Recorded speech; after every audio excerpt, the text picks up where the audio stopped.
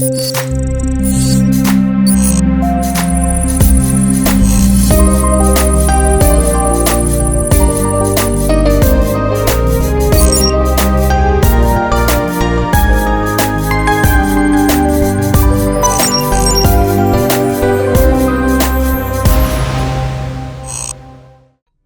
you're watching this, chances are you've used Windows 10 for years, and it has served you well.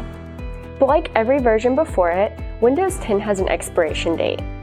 On October 14th, 2025, Windows 10 will officially reach its end of life, which means it will no longer receive updates, security patches, or support from Microsoft. If you're not sure what Windows 10 is, don't worry. Windows 10 is like the foundation of a house for your computer. It holds up everything your computer does, from its programs to its security features. Keeping Windows 10 past end of life is like discovering cracks in your home's foundation and not fixing them. Your computer may still hold up for a while, but it's no longer safe to rely on it as it once was. So what should you do? Here's our step-by-step recommendations.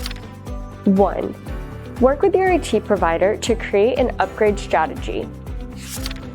2. Determine the age and condition of your devices. Machines older than 5 years need to be replaced, while newer ones may just need a Windows 11 license upgrade. 3. Keep your employees informed about the strategy you discuss with your IT provider. 4. Replace old workstations and upgrade licenses as needed based on your hardware audit. Don't let October 14th sneak up on you. Start preparing today with the steps we've outlined, and your technology will be set up for the future in no time. If you don't have an IT provider currently or would like a second opinion, we're always available to help. Get in contact with us here.